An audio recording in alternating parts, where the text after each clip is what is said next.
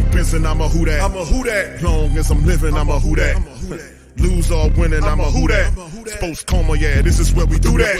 Where we do that, where we do that, where we do that, where we do that, where we do that, Boogie like Benson, I'm a who that. I'm a who that. Sports Coma, this is where we do that. Where we do that. Welcome, welcome, welcome. Somebody please better help. Running this thing like Elf. I thank God every day I'm not a felt. Go to YouTube Live with Big Q and the guys. If you ain't ride or die, the bandwagon get flipped. Been marching in, that was way for the ring. I was yelling out your shame for the championship. Bucking on town, duck down. Falcons, pluck, get shut down. Panthers ain't much touchdown. The vision really belong to us now. So much hate on the Saints, you could probably tell. Ever since Bounty Gate hit the NFL, when things seem fishy, then you probably smell the crooked referees or Roger Goodell. Yeah, probably like this, and I'm a who that. Every day I'm living, I'm a who that. Lose or winning, I'm a who that. It's the Sports Coma, this is where we do that. Where we do that, where we do that, where we do that, where we do that, where we do that, Boogie like this, and I'm a who that. It's the Sports Coma, this is where we do that. You're listening to the Sports Coma with Big Q and the guys on the PRO Media Network.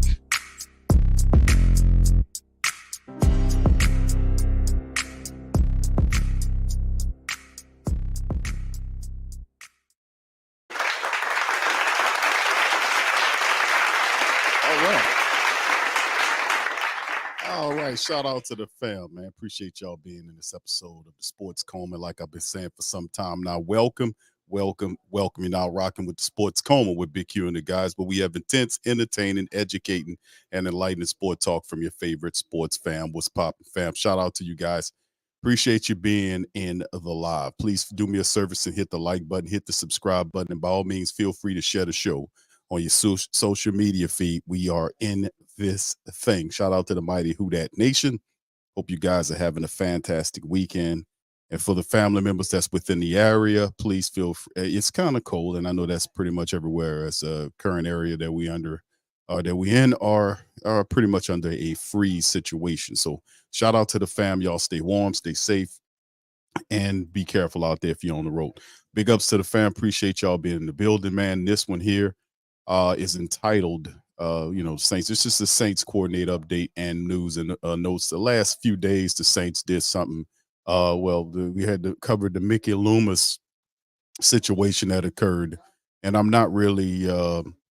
I say what I was going to say about Mickey Loomis. He's a joke, and the Saints are currently a joke franchise. You know how they handle business, and we'll see what happens, man. And to me, until we see what kind of moves these people are going to make, not really that inspired about what's going on with this damn team. So outside of that, man, big ups to the rest of you guys. Appreciate you being in the stream as we get going in this episode of the Coma. So a lot of people saying Q is been messaging me about the Saints, and I think this upcoming year we'll see a lot about the black and gold in terms of what are they serious about winning. Me personally, I don't think so. I think it's mismanagement that's happening with the team currently. I don't think they're really up to anything really big.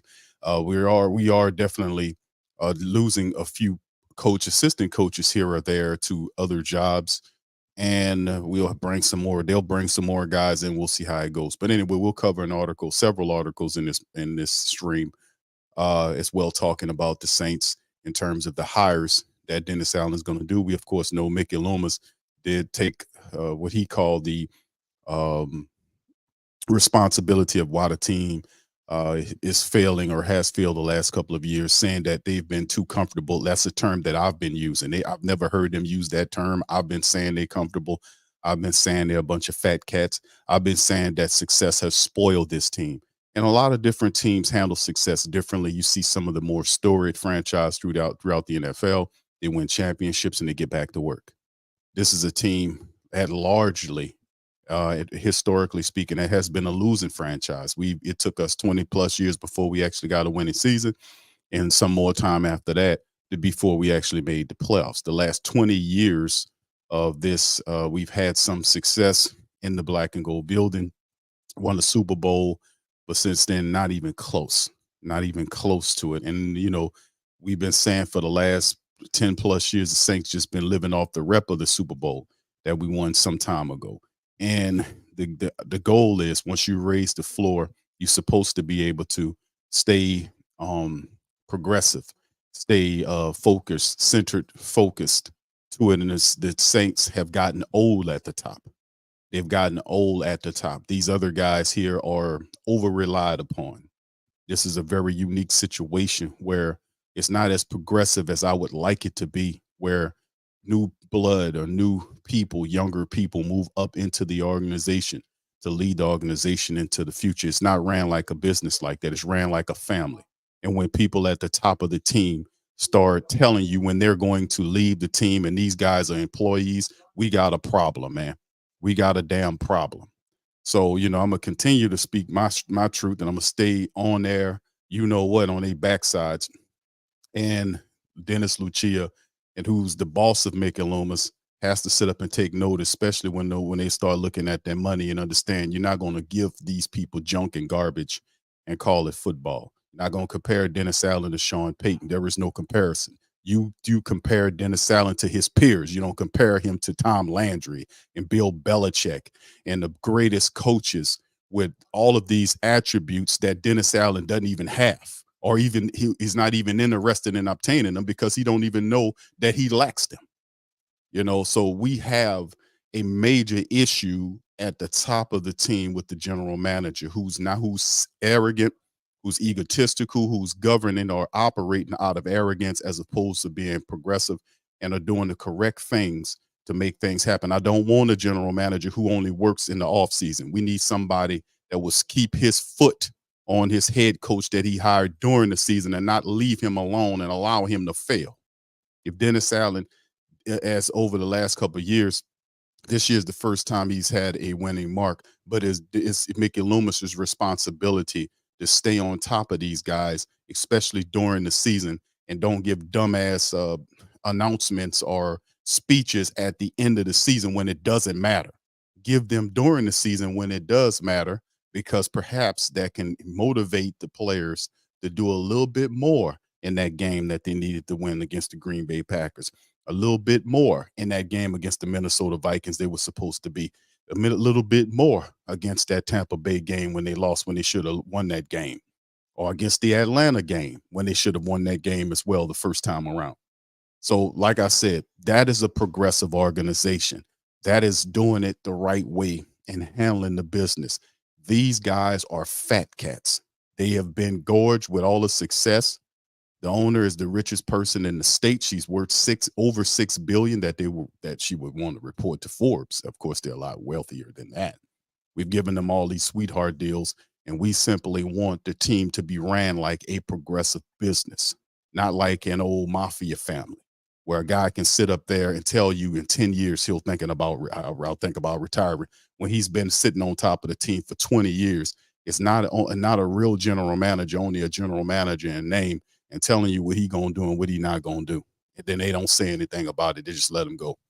So, like I said, I've been putting the heat on him, and them people know that I've been putting the heat on him. And sooner or later, the Who Dat Nation, I'm not really caring. They're gonna hear it one way or the other. They're gonna look at the goddamn bank books, and they're gonna realize that merch ain't selling. They're gonna realize that them tickets ain't selling. They're gonna see them waiting lists, or they waiting on you now. They used to be in reverse. Now they waiting on you. People just, and listen, this is not just for the Saints. This is for across the NFL. Overall, people are more enlightened. They're more empowered than there's ever been. And this is the time of empowerment. A lot of people are understanding, they're approaching sports differently. They're not approaching it like a fanatic anymore. That's old timey crap. This is a new era of time. It's a new energy. It's a new focus out there where people, they're approaching life differently with empowerment. This is the time of empowerment, and people are looking at it a lot differently. So a lot of the stuff they used to say don't work anymore. I'm proof positive of that. And people are across the league are buying more and more into that mentality that they're going to use their power to change things. And the power is the money. So they count on you not being on code. Let's show them some stuff. But anyway, let's keep it going, man. Let me jump into this thing and make something happen, man. Shout out to y'all. Appreciate y'all for being in this thing. and we're gonna handle the business. All right. Shout out to everybody, man. Good to see y'all being it. Brother Quavedi says just on account of this year, DA shouldn't be mentioned with those great coaches. Easy schedule, great roster, and still fail. Loomis sounded like a damn fool. He was unbalanced. We covered it. His face was flush. His eyes were glossy. He was chewing that gum loud and smacking. And I think he was chewing that gum so that you don't have a dry mouth. That's what I really do think. And listen, I'm from New Orleans, bro. We've been around. Y'all know what this is. I don't have to tell y'all what time this is. Y'all know what this is. You know what you're looking at. Irrational behaviors, making these really stupid comparisons and stat prattling. I've told you everything about it. I have not said anything that's inaccurate. And I backed it up even when I was saying during the season, because Mickey has always been a source of entertainment to us, but as of this past year, he's really been showing his true leanings, his true thought process, his elitism, his arrogance, his stupidity. A lot of that, like he's untouchable. There is nobody in that organization that's untouchable. When you get on code and pull that money back, all of them will start bowing and scraping to you because they need the money to survive. And they are out of touch with you and Mick and Loomis. We don't need your brand of leadership at the general manager position. That worked when Sean Payton was here. You need more of a hands-on general manager, somebody that does evaluations during the season and not after the season, because out of his mouth, he says he's too emotional to do them because they win, he's emotional. When they lose, they're emotional. And I guarantee you the Saints still pay him on time, even though if he don't do his job and decides to do that. Dennis Lucia, what are you doing? How are you allowing him to talk about his emotions and not doing his job, but he's still collecting a check every week, every other week, or every month, however they pay? You see what I'm saying? How are you allowing him to how to say these stupid things and not press this guy to do something different, or at least give up the general manager position? Keep the VP and hire Kai Harley to run the general manager position. I promise you, he's doing most of the things already. He's doing all of that other stuff. He's the one working and doing the money stuff. I promise you that much. I guarantee you it ain't a hard-working bone in Mick and Loomis's body, man. Come on. You look at his hands soft as hell, man. I'll tell you what, he ain't doing nothing. All right, so anyway, shout out to you, fam. Appreciate you as well. All right, so listen, man, we just got to keep doing what we're doing, man, and we're gonna hold tight to him, man. I hear you, Brian says if only one man had a scandal to. Nah, Mick and Loomis, it's gonna be his downfall is gonna be his stupid reliance on Dennis Allen. Listen, we know enough about Dennis Allen. We know enough about Dennis Allen. What does he know about Dennis Allen that we don't know? It's nothing. Dennis Allen's not mysteriously going to turn into a great head coach. Listen, fam, let's lay it out on the line before we jump into our stuff. This is the thing about the New Orleans Saints organization, right? The Saints, over the last couple of years since Dennis Allen stepped in the building, he's had a playoff-ready team. The Saints of 9-7 with Sean Payton last year should have made the playoffs, but Sean Payton was focused on retirement. I covered that in the time. He was talking to Jay Glazer of Fox about retirement in November. And you still had 2 months of football left to get lined up. So he wasn't focused on making the playoffs. He was thinking about retirement, which is a violation. You do that after the season. You don't talk to reporters about retirement during the season. You wait after the season. So he was already on his way out. But when the Saints came into it the year after Peyton was left and they gave Dennis Allen the job, Dennis Allen had a team that was ready to go to the playoffs. It was an improved team upon what it was the prior year. And he went backwards with 7-10. This team he had was stocked better than that team, than the 7-10 team. They had his hand-picked people, his assistant coaches, his defensive coordinator, and all these other folks. Then there was also his quarterback. So we had an influx of Raider assistant coaches and players into the Saints organization at vital positions, right? Foster Moreau, Derek Carr, all these guys came in, right? The team went 9-8. Why? The season was a very agreeable schedule. It was also a wide open NFC South. It wasn't a competitive NFC South, and several different times the Saints had to lead in the NFC South before giving it away. Bad, inconsistent football at the onset, and that they couldn't recoup from. They did win what 4 of the last 5 games, but what good that got you? Didn't get you much. You got you a middle grade first round draft selection and got you out of here. So you got to look at everything, and we got to contrast that when they start talking about 9-8. He had it. Listen, this upcoming season, they're talking about the schedule's going to be soft again. I disagree with that. We'll see. But at the end of the day, we look at the intangibles and we evaluate coaches, even though Mickey Loomis tells you you're not qualified to do that, even though he don't know what the hell he's doing. Nobody in his right mind will pick Dennis Allen and say he's a great coach. Only a stupid, deteriorating mind person will believe that.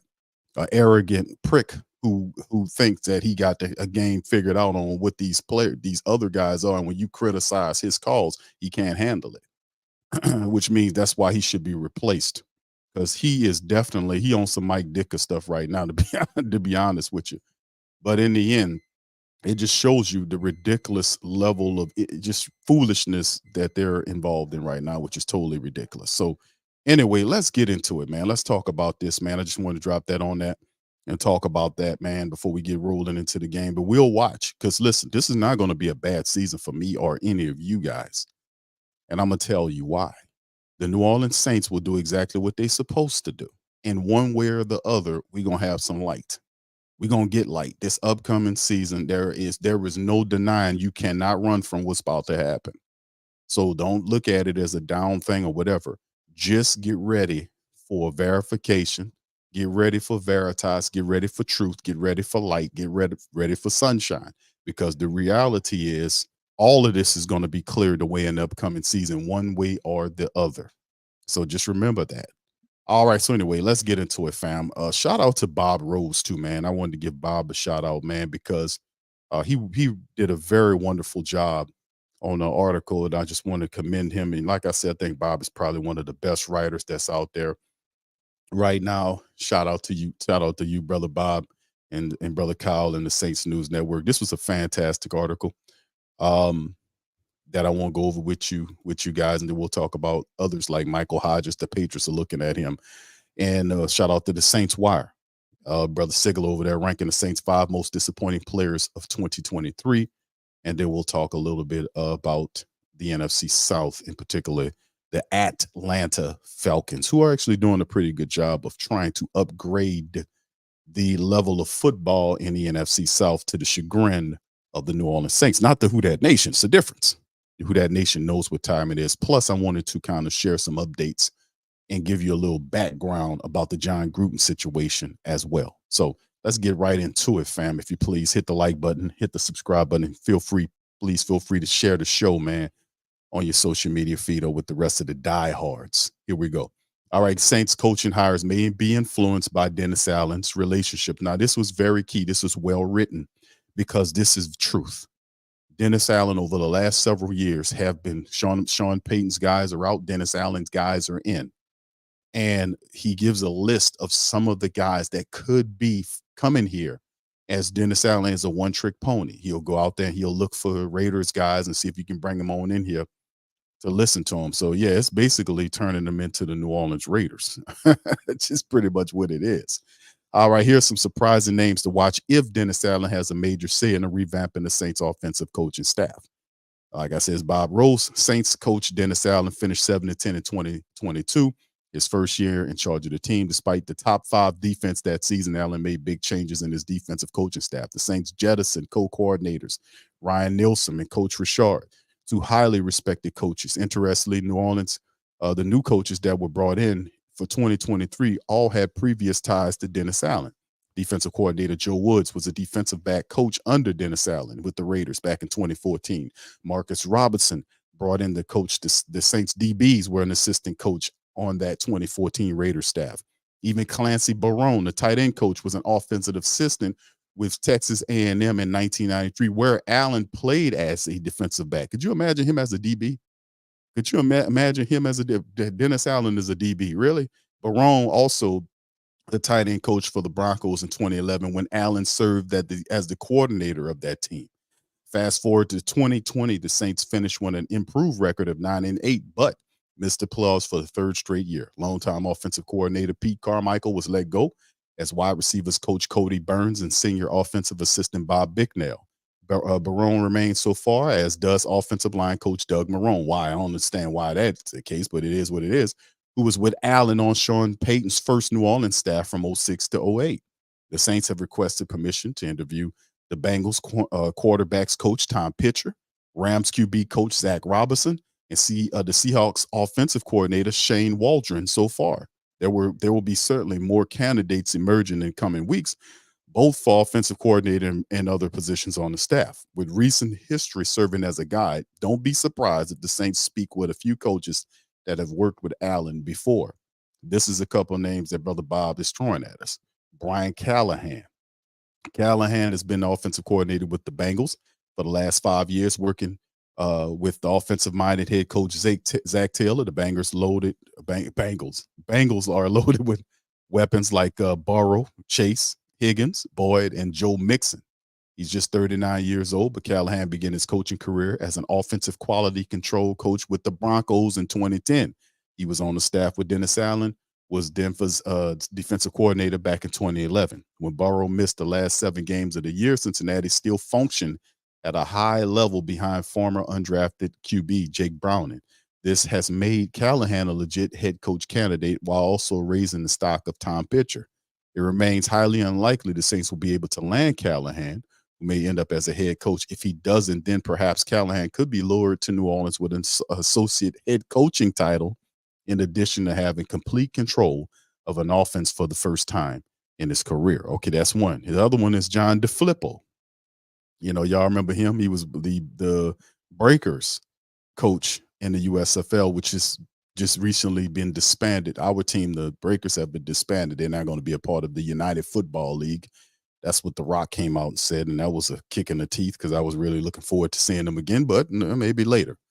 All right, DeFilippo, 49, was the most recent head coach of the Breakers in the USFL. His last NFL job was the QB coach of the Bears in 2020 and 21. He's also been an offensive coordinator for the Browns in 2015, the Vikings in 2018, Jacksonville in 2019. During all 3 of Dennis Allen's 3-year coaching tenure in Oakland, DeFilippo served as a QB coach 1 year in Jackson, where he currently was the Saints offensive line coach Doug Marrone and was the Jaguars head coach. The 15-year veteran would certainly bring experience to a coaching staff.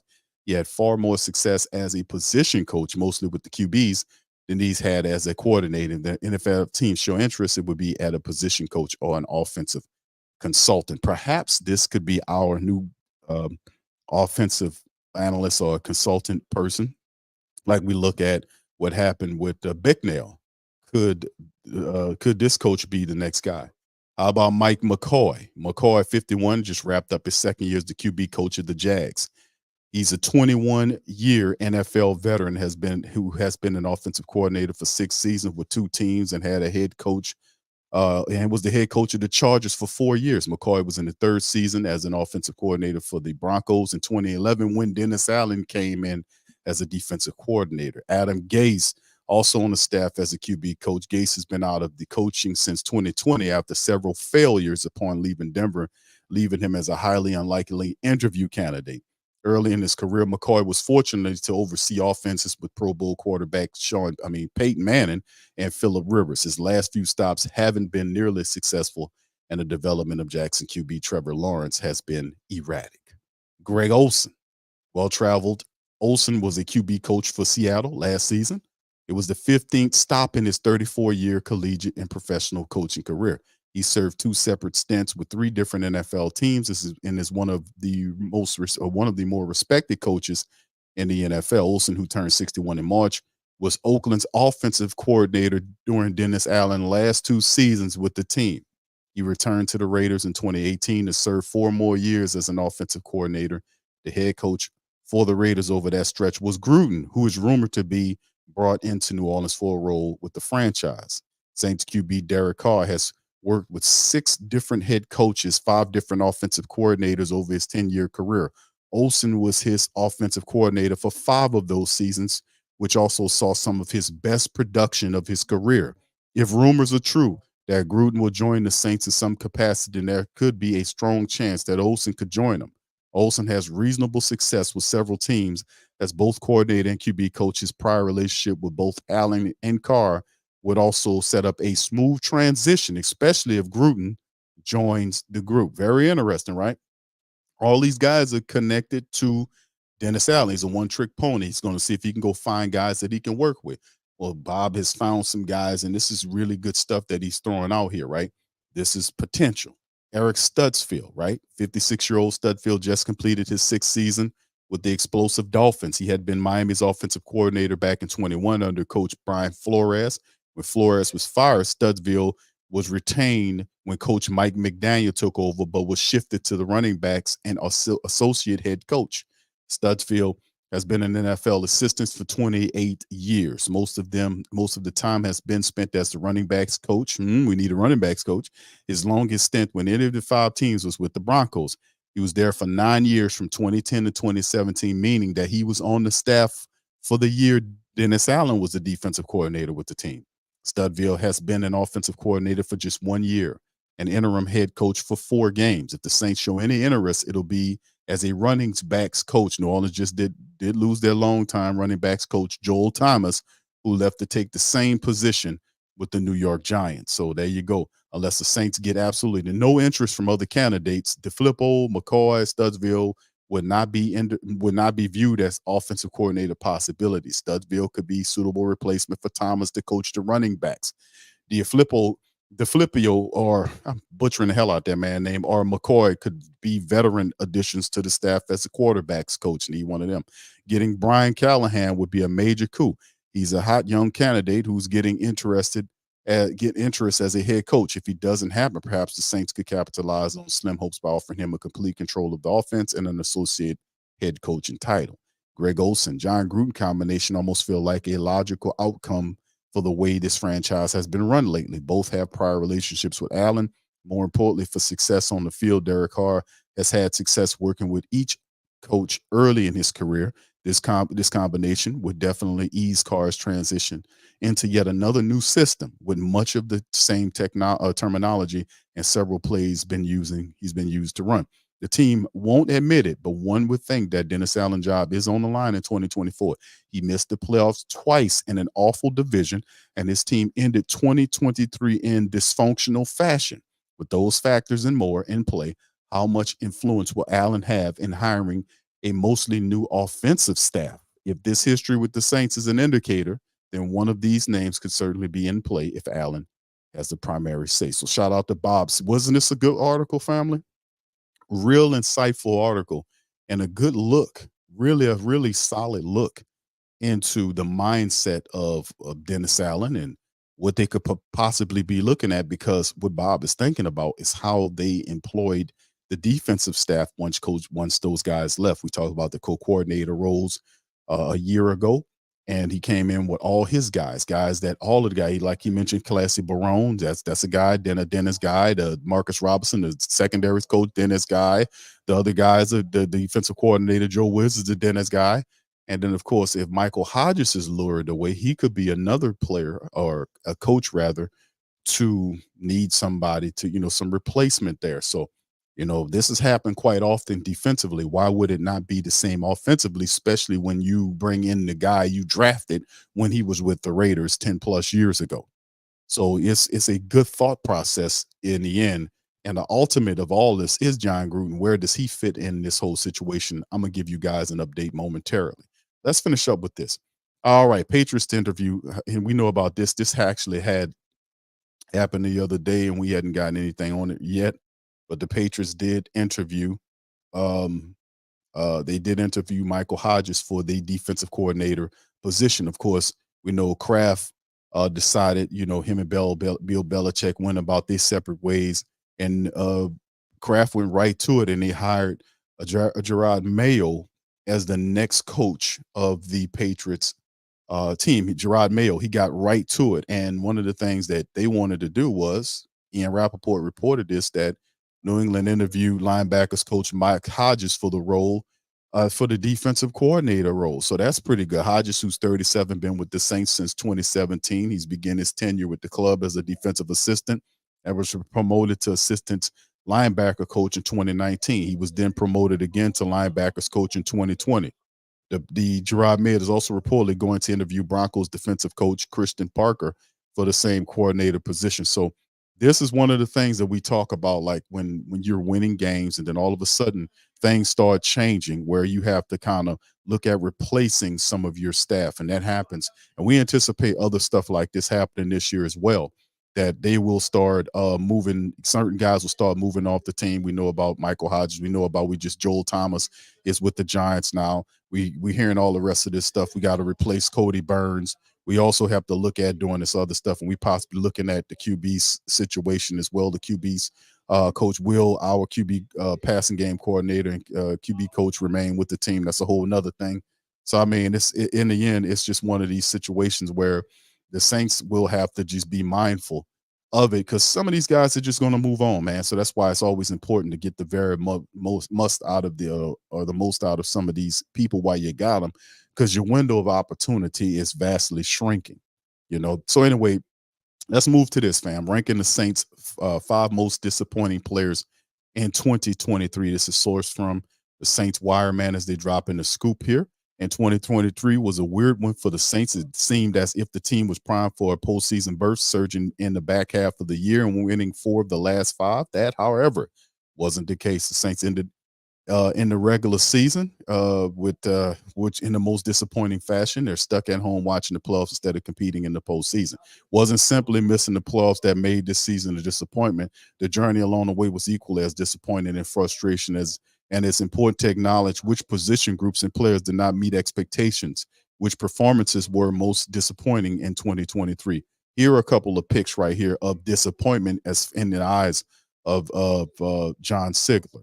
Number 5, Pete Werner, working backwards from 5 to 1. Pete Werner, he listed as a disappointment. This was a down year for Pete, visually, not statistically. He was a healthy starter for a full season, which is a plus, because that's one of the things we wanted to make sure. It's like Pete Werner had the reputation as an injury-prone player who couldn't be counted upon. He kind of made that go away from right now, playing a full season. So that's a win. His stats naturally went up, but so did his mistakes. His lack of athleticism was apparent in open field opportunities more than previous season. He's got to do a better job of plays and coverage. Now, we know Pete Werner is not the most athletic guy, right? He's not the most athletic guy, but he's very cerebral. He's a smart player. He can see things. He's not easily fooled. But, most of the times he do put himself in position to make plays, stick his helmet in there to make plays. But people that know that's game planning, a guy like Pete Werner know how to get athletic tight ends against him if they try to match those guys with him and have success with that. So we just, that in that regard, I think that there's some truth there. Isaiah Foskey, the snowman, was most disappointing for a lot of the black and gold family members. He had a very uneasy transition into the Saints. Foskey, the most disappointing player from the Saints' most recent draft class. He was an early second-round pick, but yet the defensive end was primarily a special teams player. Despite New Orleans struggling to rush the passer, Foskey still didn't play meaningful snaps. It's far from over for him, but this year was very disappointing for the rookie. An injury derailed the season, but even when he was healthy, he wasn't seeing meaningful action in the game. Yeah, Isaiah Foskey, the snowman, was very disappointing for what we anticipated a lot more from him in that rookie year, and it just didn't come. It's few flashes here or there, but too far and few in between. So this is a good one to put up here on the list. Number 3, Cam Jordan. Jordan had 2 sacks in 17 games. It's the first time he had fewer than 7.5 sacks his rookie season. When you have a year like that, like he had in your mid-30s, it's easy to say Father Time starting to catch up with Cam Jordan. If you ask him, though, he will say it was multiple ankle sprains he had to manage through the year. Regardless of reason, this was a down year for Cam. So indeed, and people were on Cam last year before he had, when he had the year when he kind of burst forth on later on in the year and piled up a bunch of sacks. This year was the most disappointing year that I've seen with Cam. And you're right. Cam did have ankle issues. He was out there trying to do his thing. That ankle didn't do him no service out there. I watched the film on Cam trying to pursue people up and down the line of scrimmage. He just didn't have that athleticism. He couldn't get there. So it was very that was very tough year for Cam. And when that happens, a lot of people gonna say father time, he's getting old, stuff like that. So yeah, indeed. So at some point, do you, when Cam gets healthy, do you consider, because he's still under contract, do the Saints consider doing something different with Cam? Like some of our other players, sometimes they tend to shift those guys inside. You see what I'm saying? And have them to do something inside rather than outside, put more athletic guys on the outside. Do we then shift Cam more inside, let him play more inside? Because like I said, Cam is a Saint for life, and he's going to play out the rest of his contract. But definitely a disappointing year for Cam Jordan. All right, number 2 on the list of the top 5 most disappointed players, Saints Trevor Penning. This should really be number 1, to be honest with you. So I can't wait to see who number 1 actually is. Penning was benched after 5 games, though he had played a lot due to an injury the following week. After that, he played a total of 13 snaps on offense over the last 11 games, and there were more injuries, but never more Penning. The Saints say they still believe in him, but actions speak louder than words. Indeed, the Saints could draft another first-round left tackle just 2 years after picking Trevor Penning. And just to stick right here for a second, the way they had handled Trevor Penning, like I was saying about playing him at the left tackle position, I thought that was really problematic. It wasn't good how they had him handle him. And remember, I played it here on the stream. I played it here, and I tried to talk to the family members, and I talked to them about how the Saints used Trevor Penning insofar as they put him at the left tackle position. He wasn't ready for that. I knew it. I kept telling him, don't do that.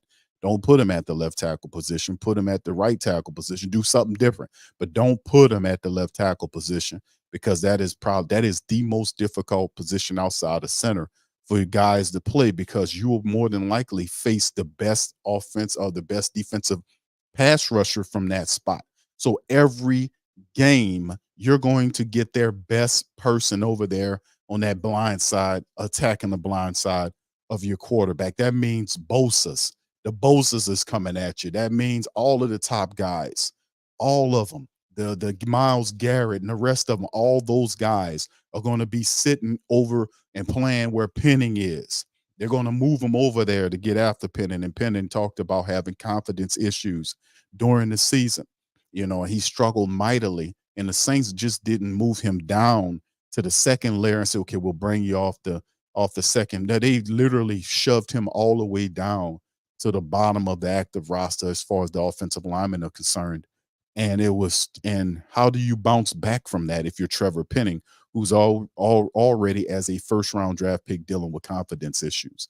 So with Ryan Ramczyk potentially not being able to play for the rest of his career with this serious knee issue, does Penning re-emerge as a right tackle candidate? Do they do that? Because really, truthfully speaking, and I got a mock draft that I'm gonna be coming up next week. I got one I got coming out on Monday for you guys.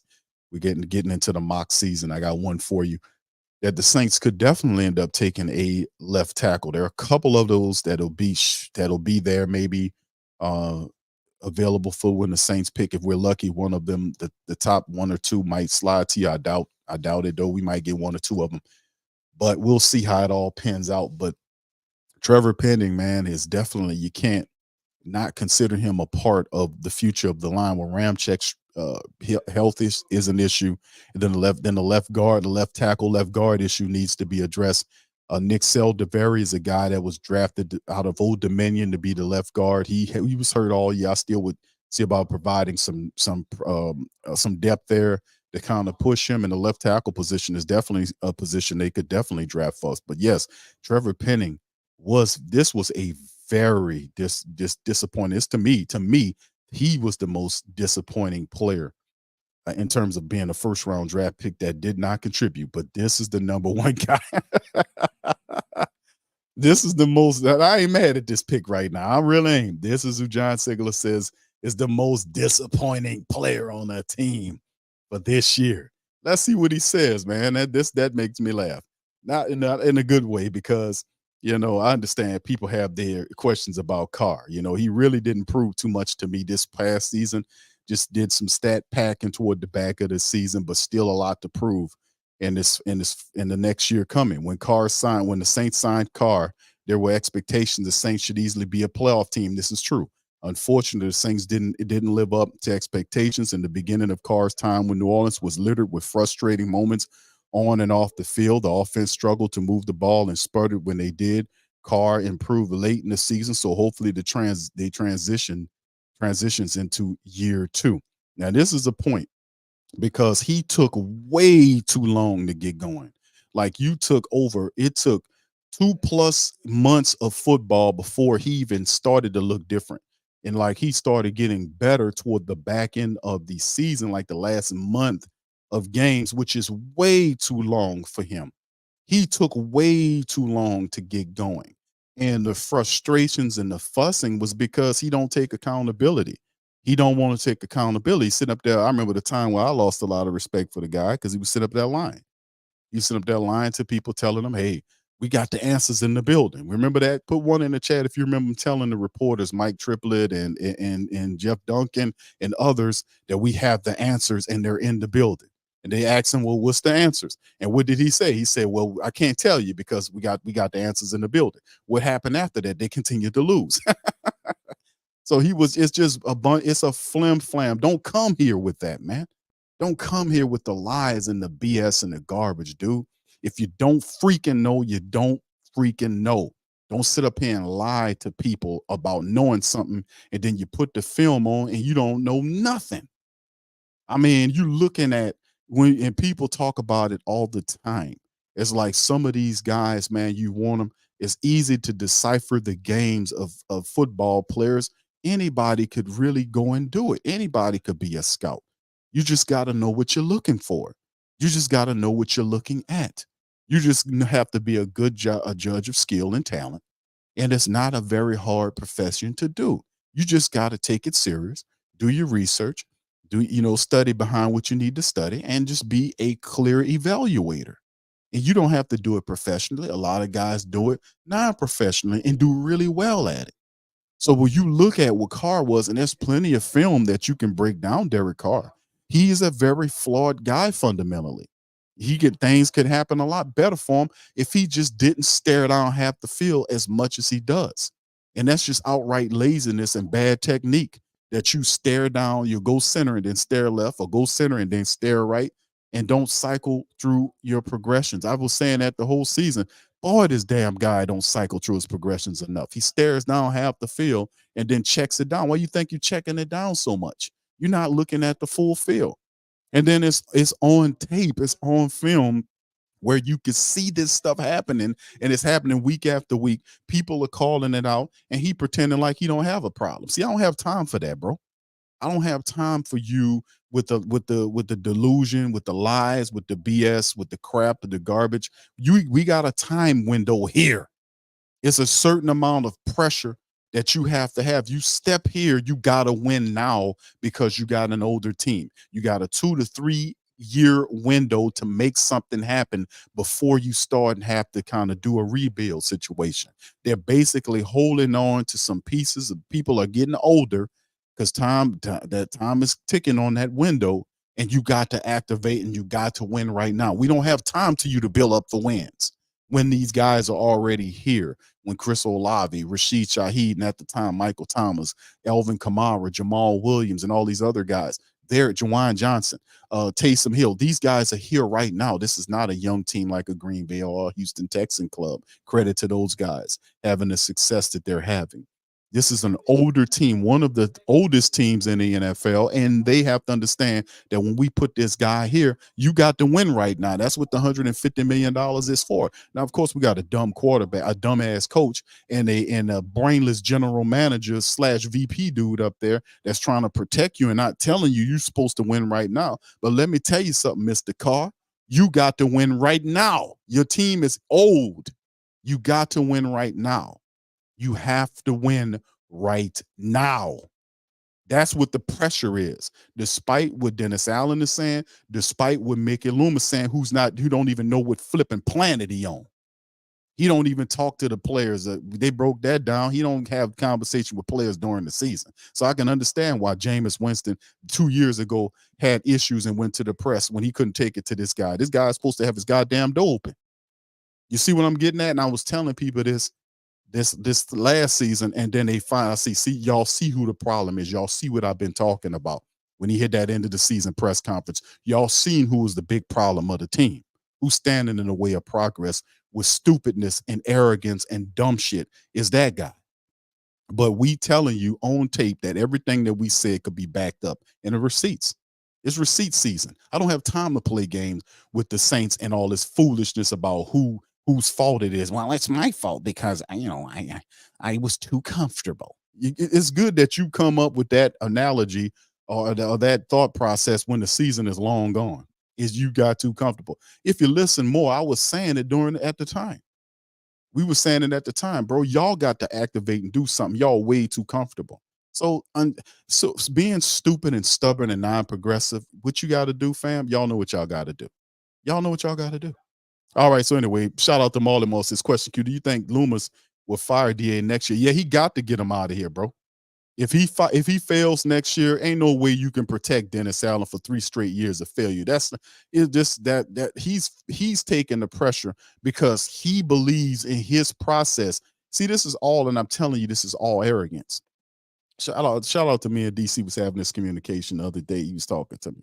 He listened to the show, then he called me, say, "Hey man, such and such." And we were talking. I'm like, "Bro, listen." And he made mention of it. He was talking about it too. He made a good point. He's like, "You know what, Q? The whole damn thing with Mick and Loomis is that he thinks he found Sean Payton and that Sean Payton have all the success. And he thinking that he can do that. He's found Dennis Allen and he thinking that Dennis Allen can do what Sean Payton do. That's how crazy this dude is. This how crazy it is. Well, I pick this guy and I don't pick wrong. I'm the great Mickey Loomis. I don't pick anything wrong. I listen, Dennis Allen, Bill Belichick, Dennis Allen, Tom Landry, Dennis Allen, Bill Walsh. He actually said Walsh in there, man. Dennis Allen. Who else he said? Sean Payton. Now, granted, every last one of these people he talked about won Super Bowls. Granted, every last one of these people he was talking about are fantastic coaches in their own right. This guy here that he's trying to compare to Sean Payton, this guy is not a young coach like a Zach Taylor or LaFleur or some of these other guys. This guy is an old guy, an old coach that been around for years.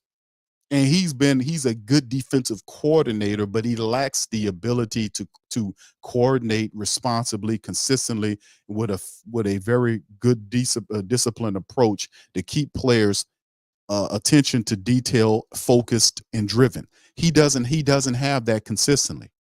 He doesn't have leadership ability. He doesn't have a great communication style. He's not a great motivator of talent. He comes off as aloof. He comes off as soft. He comes off as stupid. He comes off as backstabby because he'll backstab your ass. Oh, no, he'll die. Oh, yeah, he'll do it. That's why I like him so much. Me and Dennis Allen are cut from the same cloth. Yeah, well, yeah. I commended him. I say, you know what, Dennis, the reason why I'm hiring you, because you got it, baby. You'll whip that knife out and you're a backstabber some bitch in a minute. I respect that. That's why you're my head coach. I love it. I say he leads the league in backstabbing. I think he's terrific. It's crazy, man. But in the end, he really believes his stupid thought process will bring the Saints championships behind Dennis Allen, which is totally ridiculous. All he is a troll, a time-wasting troll. And just like we were right the year before, we were right this year, and we'll be right next year. 1 + 1 + 1 is all math, right? Right? It's all math. But he got to Maul. Thank you for the question. He says that would make Mickey look stupid after you compare DA to. Yeah, Mickey Loomis. We don't have to wait for that to happen for Mickey Loomis to be considered to be crazy, dog. We don't. And nobody in their right mind would do that, bro. Dude, he was sitting up there chewing and smacking gum. He took 5 or 6 drinks of water or whatever he had in that cup on top of the gun. And anybody know when you're chewing gum and you drinking water, it washes the flavor of the gum out of the flavor of the gum out. and then you just chewing on some tasteless shit. He didn't put it in the cup and then start biting some more. He just kept chewing it like it was the greatest thing ever, and he did it for an hour. He did that. The dude is not right, man. We know he ain't right. His face was flushed. His eyes were glossy. He was gesturing and his mannerisms was off. He was bringing up stupid ass stats. Don't have nothing to do with anything. I call it stat prattling. What he does, he been doing that all season long. Stat prattling, bringing up stats that make absolutely no sense. That don't buy anything. I was ready for that one.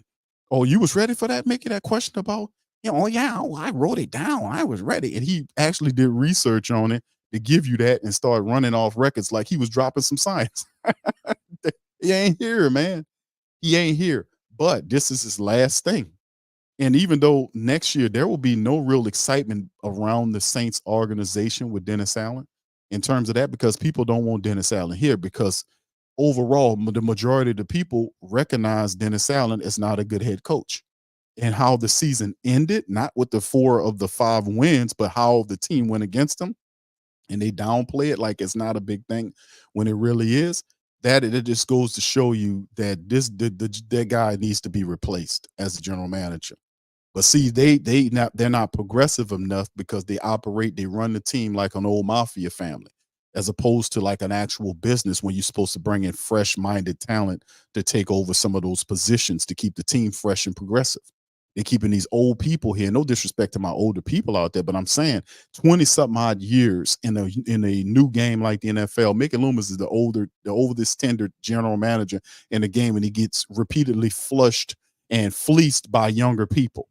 Why? Because he's not a real general manager. He's a general manager in title. He's more VP than GM. He don't need 2 titles. And that's what I'm saying. If you like him, keep him as a VP, but let somebody else do the general manager position. His time is up, and it shows. The draft situation shows his bad calls on who Dennis Allen is, him sticking with Dennis Allen in the competitive NFL when Bill Belichick and all these other guys are trying to get in the NFC South. Pete Carroll's out there. You got Jim Harbaugh wants to make the leap back, and you saying, well, I forget all those guys. I got my guy. I got him. He'll backstab the hell out of you. That's why I like him. It's just stupid, man. It's dumb. Tom Landry, the dude said, he said, Bill Walsh, the inventor of the West Coast offense, he compared Dennis Allen to that guy, man. Are we serious here? Mickey Loomis is out of his mind, bro. That was a black eye. That whole press conference was a joke. It was a joke. It was terrible. It was laughable. It was awful. And it didn't inspire any confidence in that organization. None whatsoever. I was embarrassed by it, matter of fact. I really was. So anyway, shout out to the fam. Let's keep it going, man. And yeah, there you go. All right, so anyway, let's keep it pushing, man. But yeah, I agree. I like the call John Sigler has on Derek Carr, saying, yeah, he took way too long to get going. And a handful of losses here. And like I said, a good head coach knows how, and like I said, so much you could talk about with Dennis Allen, but it's really the guy on top of the team who let Dennis Allen fail. Dennis Allen don't know what he's doing, fam. He doesn't know what he's doing. So if you have a guy that didn't have a history of being a successful head coach and you hire him, you just can't hire him and leave him alone. He don't know what he's doing, especially with the pressure on him to win right now. That's the whole thing, that they need to win right now. That's the whole point of it. They need to win right now because of the window, and they are failing at that right now. So the confidence is low in the Saints, and you blame them for that. All right, so anyway, let's keep it pushing, fam. Let's go. Now, we talked about this early on, the offensive coordinator positions. We mentioned that potentially could be brought in to fill some of these jobs. We talk about the situation, the tight ends, not the tight ends, but the wide receiver coach situation is open. The offensive assistant, top assistant position is open right now. So there are a few positions, and the running back coach is open. The season is still ongoing. You never know that a guy like Ronald Curry, I think Ronald Curry is going to get a call to go somewhere else to possibly be an offensive coordinator or something. So you can end up replacing several different coaches when it's all said and done, because we're still very early on in the process. The playoffs are still going on right now, and we just need to watch out for that. But the thing about John Gruden and the stuff, the smoke around John Gruden, is that that's an actual thing. That's not something that the reporters are pulling out of their backsides. The John Gruden thing is an actual thing. There's verified proof on articles and sources that say that John Gruden is interested in a offensive position with the New Orleans Saints. A lot of people know John Gruden's an alpha dog. That if he comes on, it's not going to be something of a lower ilk. But you don't have an offensive coordinator. That's another thing that they're looking for. So the greatest job on that side of the ball, the offensive coordinator position, is open. Is it Gruden? The Saints are doing their due diligence, looking at other people. We talked about some of the people that they're looking at. But the biggest stick pin to this all is John Gruden. Where does he play in this analysis? So before I give you the latest, let me give you a little backdrop about some of the stuff that was talked about with John Gruden. So we're going to play two reports. I'm going to play the first report. This is sourced from the Rich Eisen show when he brought a report on who was covering the matter with him, just to remind y'all of what's going on with the John Gruden situation. Here we go. Well, the Gruden story is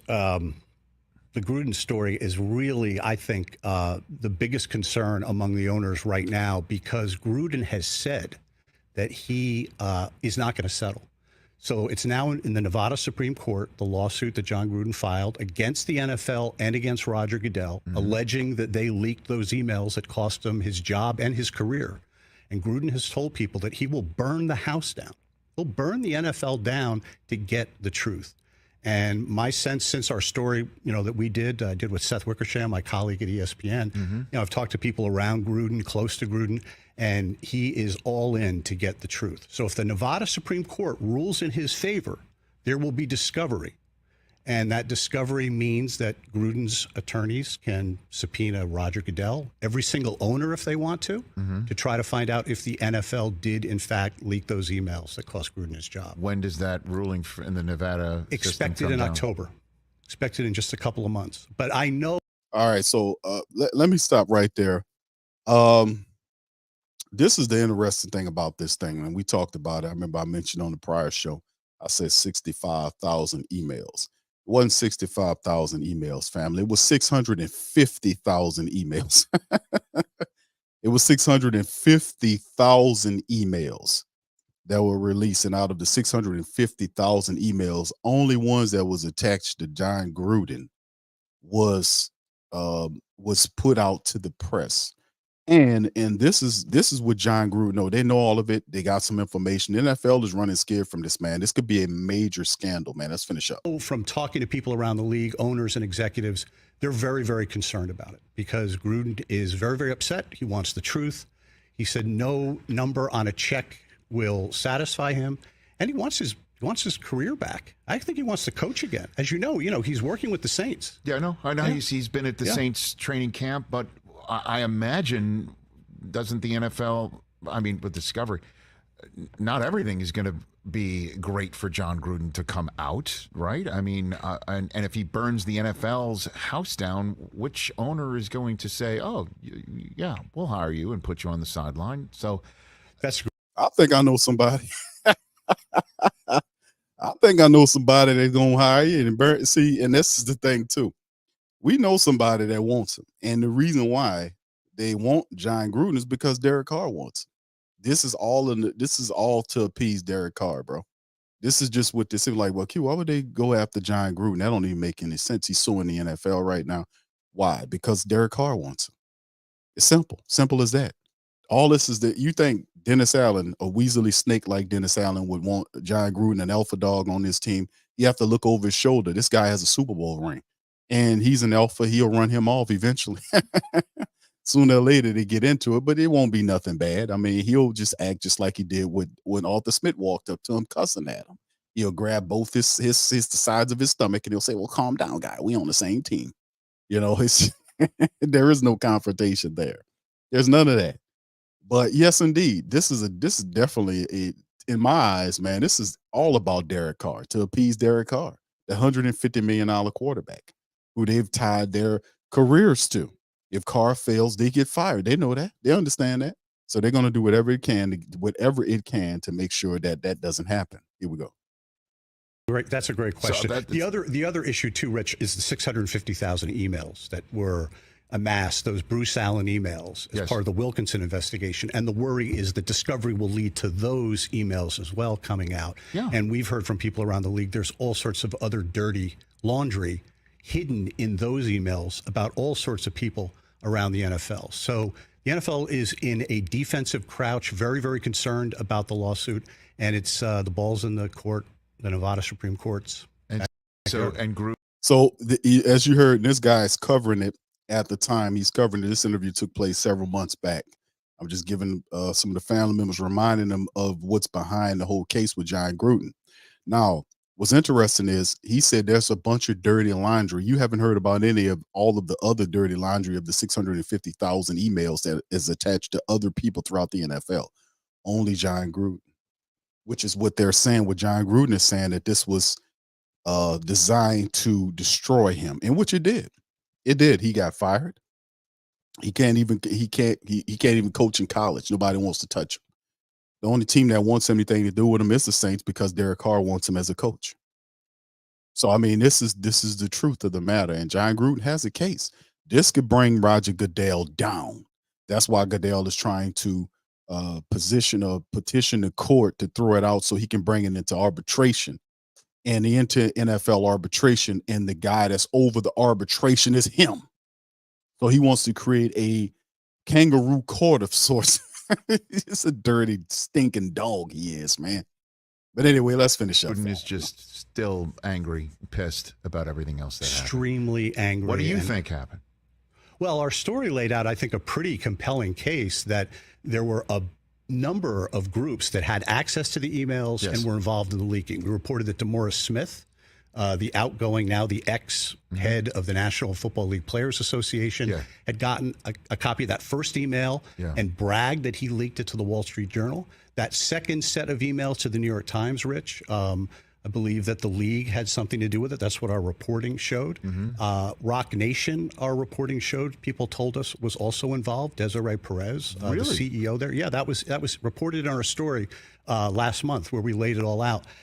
I think that everybody had a motive to leak it, and I think we laid who had access to it. We went into, and you and I talked about it when I was on your show just a couple of weeks ago when I was on the phone. I mean, you know, there's a lot of animosity between Roger Goodell and John Gruden. Certainly in John Gruden's mind, he was running around, you know, telling people, you know, I'm the head of the Roger Goodell club. And, you know, his lawyers believe that got back to Goodell, and that was a motive for Goodell greenlighting the leak. It just like, This guy know what time it is, man. He ain't just pulling this out his backside, man. He did an investigation and found that out. With Smith, the former, you know, the guy that ran the Players Association, Rock Nation, that's Jay-Z. You know, so a lot of the weird relationships they got. So it was a collective of people who wanted him out of there. And like I said, when this aired originally, I thought I was the president of the F. Goodell fan club, whatever you want to call it. But man, but it's the thing. It's like people's asking Q, would if they take Gruden on, would that make the NFL more mad at the side? You can't get no. I mean, listen, the NFL been doing right shit to the Who That Nation for years, man. Getting Gruden in that regard don't mean crap to me, man. You know, the NFL, Roger Goodell has had a tough stance against the Who That Nation for years. He could have ruled against when the championship game happened, they had those egregious calls. He could have elected to replay that whole situation, redo that game or whatever. You know what he did? He hid all the way up into the Super Bowl, the day before the Super Bowl. So he had the NFC Championship game was happening. I was covering it at the time. Roger Goodell could not be communicated with. He could not be found. And the only time that Goodell did make an appearance was in the day before the Super Bowl. It was the Saturday before the Super Bowl. He made an announcement and refused to answer any questions pertaining to what happened in the NFC Championship game with the Saints and the Rams. He refused to talk about it. He told them don't ask him about it, which means that he wanted it to play that way, and it happened that way. So, scumbag trash and filth like that guy eventually will get the issue. That's the problem with guys like that. They thinking that they can get up there and they can do whatever they want to do until the universal principles rip them down. So it's time for him to go down like the trash and the filth that he is. Anyway, thank you, Chantel. Appreciate you. And thank you, Maul as well for your super chat. Both of y'all. This video. Say thank you very much. Picking me up, bringing me back to this world.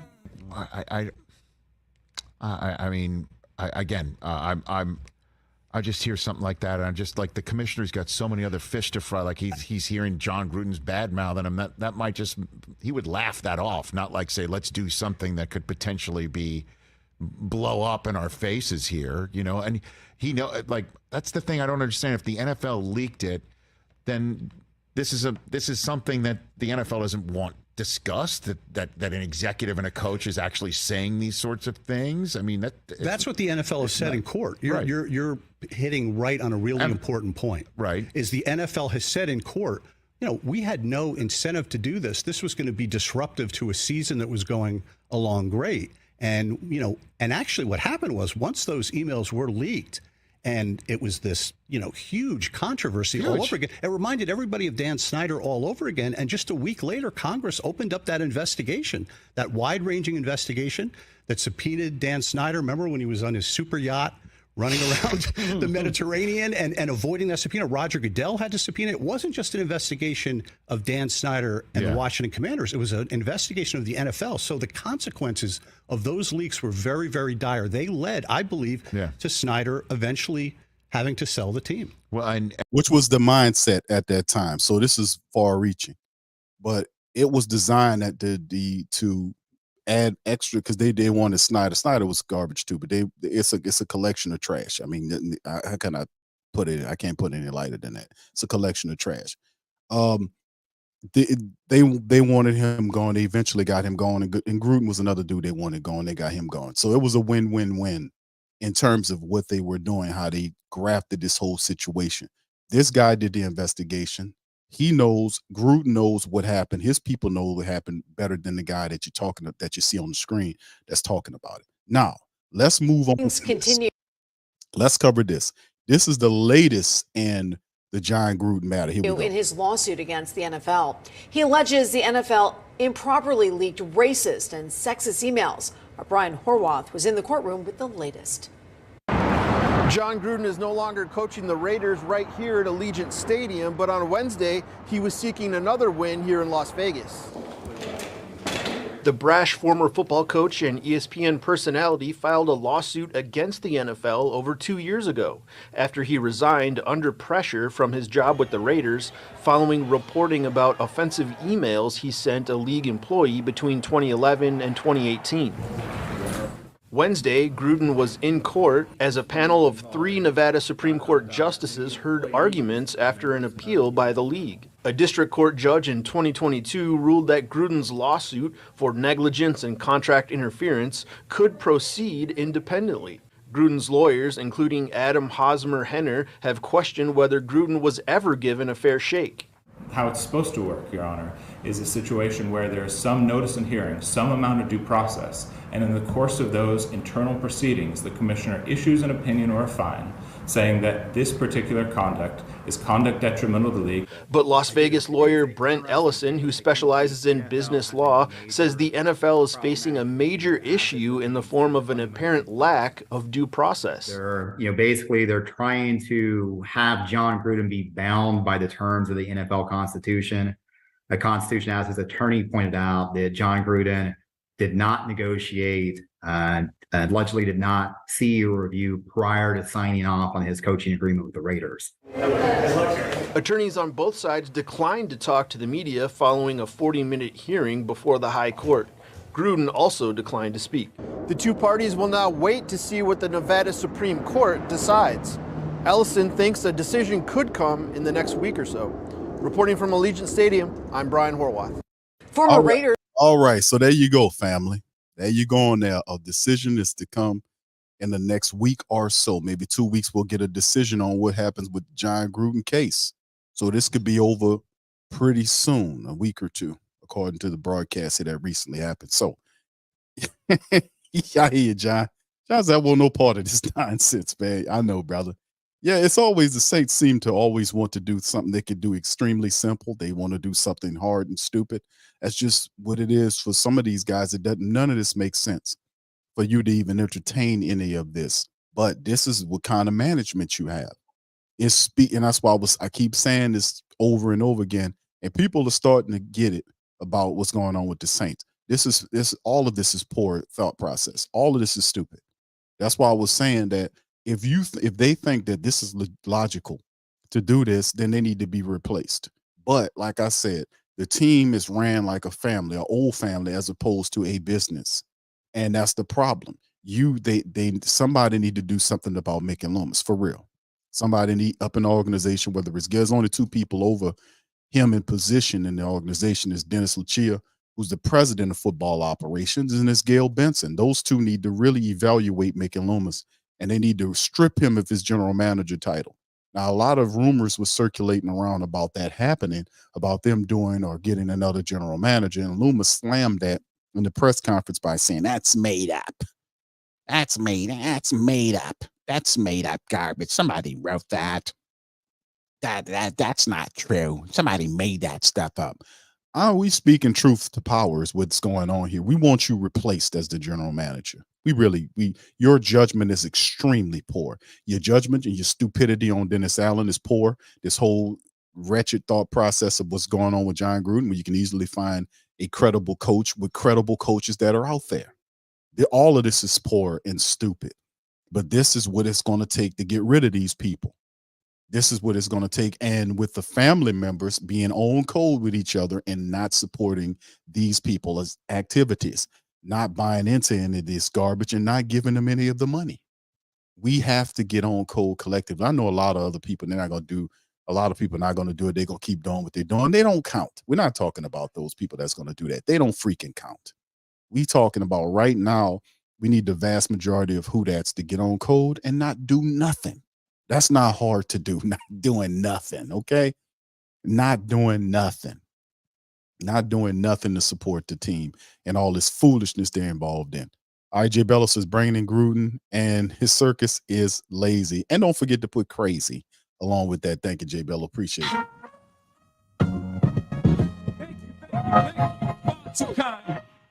Yeah, shout out to you guys. Thank you for the super chats. And Chantel, thank you for becoming a member. Shout out to you guys. Thank y'all.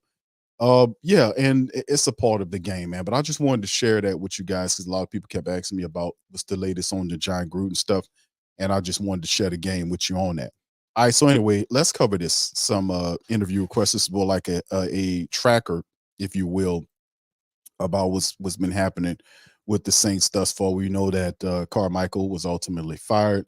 Cody Burns and Bob Bignell along with him. Saints running backs coach Joel Thomas signed with the Giants with the same job. And of course, the Saints did interviews with interview requests for guys like Dan Pitcher, who's the QB coach of the Bengals, Zach Robinson, the QB coach of the Rams with McVay leanings, and of course, Shane Waldron. We also talked about that and covered that some of the people that they've also had interest in interview. And of course, the Patriots interviewed Mike Hodges on that.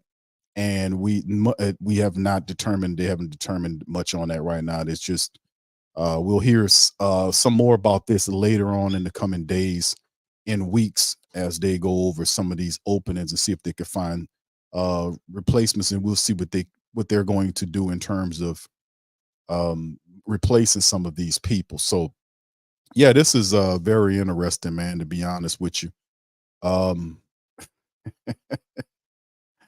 Yeah, I mean it's a circus, man. You know, it is what it is, brother John. Hemisphere says Gruden has a lot of luggage that come with him. Atlanta's bringing Harbaugh in for a third interview. Yes, indeed. Yeah, a lot of stuff is going on, and I credit a lot of people, man, that's doing commonsensical movements. The Saints are not rational, and I've said that before. They're not rational. You see how Loomis is really, according to a lot of people, is the top football mind in the building for the Saints, which is scary because it appears like he don't have much of a mind left. And I'm not being mean. I'm not trying to disparage that old fella. What I'm saying is sometimes you got to know when to fold them. You know, remember that old song? You got to know when to hold them, know when to fold them. And that dude don't understand. It's time for you to go, bro. You holding up progress. These are asinine decisions that they're making. To bring Derek Carr in here, as opposed to looking at kind of moving the team forward, building up this, doing that, it's just really strange. And then Dennis Allen, who really I would give him a short leash, because Dennis Allen is he's a poor head coach. He still hasn't gained my respect as a head coach, and not any people's coaches. So it is what it is. But anyway, let me get a few comments from the family members. If you guys have any questions, please feel free to throw them in the chat. I'll do my absolute best to answer them in this thing, so y'all guys understand here, man, I just want to touch upon it with some updates with the family members. I hope I shed a little light about the whole Gruden situation. I know that was kind of in flux, but we should hear something about a decision with that, because the NFL really doesn't want that in the court. They don't want all the dirty luggage out like that. And if John Gruden wins that, now really listen, I really hope John Gruden wins that lawsuit. I really do, because Roger Goodell and all these people that's doing this stuff, that's abusing their power, and these organizations really need, when you start abusing your power and abusing what you're doing, and you start lying and undermining the people, you need to go down. That's regardless in the sports world, wherever you are. If you undermining the people, you're doing evil back garbage type stuff, you need to go down. You need to go down. That's a violation, and you need to go down, all the way down. So I really do hope John Gruden's lawsuit is successful, because hopefully we can get rid of him. We never liked him. He's a piece. Yeah, I ain't gonna go into it. Y'all know how I feel about it. But hopefully we can take him all the way down. Get him on up out of here. All right. Yeah, so, and that's the thing, man. So it'd be interesting. So anyway, Swagger says, 504 says, for the fan, why y'all not saying anything? But they had a lot. He says, for why y'all not saying anything? But they had a lot to say when it was Colin Kaepernick. Okay, I hear you, brother. I mean, on Colin Kaepernick, kind of throw that out there, Swagger. I don't know. You might have said something else, brother. Let me see if I can pick up for what you're saying. Okay, here it is. Y'all not saying anything, but they're not allowed to say about Colin Kaepernick. You saying Kaepernick, how they treated Kaepernick, how they threw Kaepernick out of the game? What are you referencing, brother? I'm not unclear. Clarify that in the chat. All right, shout out to the fam, man. All right, the Hemisphere says, what really concerns me about all this is Mrs. Benson being told something totally different just to get her on their side of things. It's definitely manipulation going on. We talked about that. They manipulating the hell out of her. Tom Benson entrusted these guys to run the team correctly, and all they did was enrich themselves and lock themselves positions up under her. And she believed Tom Benson and believed in the guys that she chose. Now we know Gail don't know football like that, like a Tom Benson does. Even though he was schooling her before he passed away, he gave her the game the best way he can, would bring her to all the league meetings, and it was a lot to soak in, because that wasn't her field of expertise, So she entrusted Mickey, she entrusted Dennis and all these other dudes, and all they did was made themselves a position in there where they're arrogant, and they made themselves extremely rich. That's not how it's supposed to be. Like, a general manager is supposed to feel the pressure. If it's not coming from the owner, it's coming from us. And we doing the job. We doing the job we supposed to do, because you're failing. If you don't like it, come talk to me and tell me what you think. You're not handling the business. And the team stinks. They finished 9-8 in a weak division and a weak schedule, 9-8, and still not a playoff trip. You're still 3 years of being denied the playoffs. And all I hear are excuses. All I hear is prattling by some dude that's over the hill, some general manager, in quotations, who gets fleeced by younger general managers, who's not a real general manager. And when I started looking at that, and I started telling y'all that, people was like, damn, keep going off on him. I can only tell you the truth. And now you see what it is when he did that end of the season press conference. Y'all seen everything I was saying as veritas, as truth. You're like, damn, Q was 100% on that. Damn. Yeah, because I know the mentality of Mickey Loomis. If I can emulate you and get you where I get all your he's and alls and all that kind of stuff, I got you. I got you. I got you. But like I'm saying, man, all they did was create a place for them in a $1 billion organization. Now they feel untouchable. That's the worst thing that we could have when you got an executive that feel like that. That's the worst thing in the world, that they don't think that they so safe that they don't think that you could reach them and pull them down out of there. That's the worst thing in the world that happened with the New Orleans Saints organization. That you got a general manager up there that thinks he's untouchable, that he can say or do whatever he wants up there and not feel any kind of response from he knows that the owner not coming from him. So if she not coming for him because she not checking for him, who got to do it but us? Who got to do it but us? So we will do it. We're going to do it in all the ways to make you understand that your arrogance and your elitism and all the bullshit you say won't save your ass in the end. That's the bottom line. All right. So anyway, shout out to the fam, man. Jay says, does Miss Benson really care? She going to care once them tickets come down there. Then Mickey Loomis is such a ravenous liar. He was saying in the press conferences, all these interviews, that the reason for why people weren't Saints people gave their tickets away, sold them to the Detroit people in the lower bowl section, was because they needed the money. Put one in the chat if you remember him saying that. He said that. Well, we understand that, you can, people need money at times. No, that's not what happened. He even said the stupidness in the press conference about it. He knows that the people are selling their tickets because they're displeased with his dumb movements, but he's such a liar and scumbucket that he refuses to tell the truth. And he will tell Gail Benson that people, they needed the money at the time. That's why they sold their tickets in the Detroit game. That's why the waiting lists they're not waiting in the waiting lists anymore, because, they need the money. It's tough out here right now. And no, that's not what's going on. People still have some extra money where they delegate for Saints games and Pelicans games. They're not using their energy money, their power money, the utility money for Saints games, the gas money for no. They have a set aside group, some money for that event and that item. They got that money set aside for those season tickets, set aside for that merch, set aside for this, set aside for that. They're not using their utility money, their mortgage money, their car money, they whatever. They're not using that money for Saints games, bro. What are you talking about? They're not doing that. They're withdrawing their money because they're not pleased with you and what you putting on this field, the dumb shit you're talking about. And he thinks he's untouchable. And he's lying to her. And see, there is nobody telling Gail, hey, man, this team is in trouble. The people are displeased. See, Gail, even if she doesn't know football, Gail should still be keeping her ear to the street. If Gail don't know football, she should still know people. She should still know to listen to her advisors, but at the same time, she listens with the other ear toward the street. Don't let them be a toll booth between you and the people.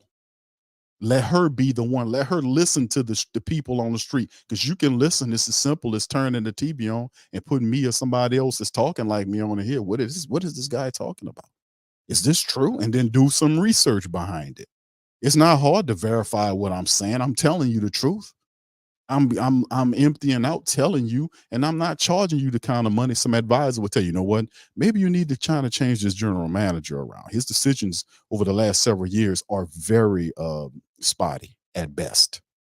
You might want to kind of look at I know you like him, yeah. I know you like him, yeah, because he's such a nice man. Mickey Loomis is such a nice man. Okay, Gail, okay, you said that twice. Well, that's fine. He's such a nice man. But what you need to do is give him the VP job, take the general manager job away from him, and give it to a guy that's a lot younger who's doing that job right now, in Kyle Hartley. That creates a whole new pattern and rhythm with the team over the next 20 years. That's what you need to do. So that's the whole thing, man. So yes, it's a lot of deception going on right here. As you can see, a bloated, arrogant, elitist Mickey Loomis come out with all this rhetoric. It's ridiculous, man. He believes he's untouchable. He really does, man. All right, Big Bull Hopper says, y'all stop buying them Saints and Pelicans tickets until Gail get her mind right. That's the only thing that will actually work, family, to be honest with you. Economic boycotts work. They really work, family. They work, and they're very easy to do. All you have to do is do nothing. You can't make it no easier than that. Don't do nothing. It comes down, that's all.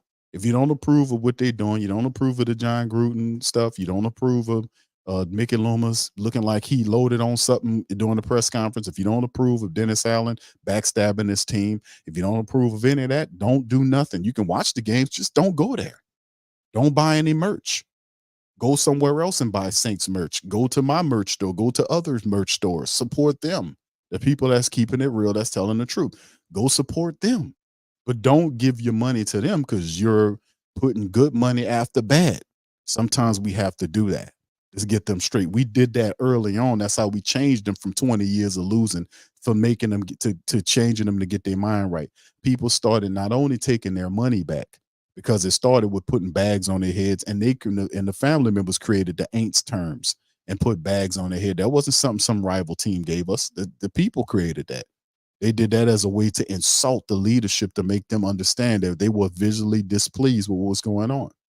Then after that, the economic boycotts came, where the stadiums would be empty and all these games would be blacked out, to the point where that's when ownership started taking it serious. That's when it really got real, when the Saints' money went way down, and that's when they really got pissed and they thought, man, we got to do something about this. Because right now they believe in, they're not progressive enough to be like a Green Bay Packer organization or a San Francisco 49 organization.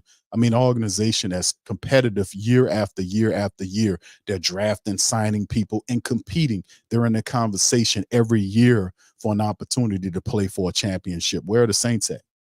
I mean, they doing stupid stuff. They hire a bum ass coach and then make 1,000 excuses for why he should stay. Compare him to people that's in the Hall of Fame now, when that's not even in their peer group. That was so stupid. So I mean, in the end, it's just awful. Don't throw good money after bad. Don't do it.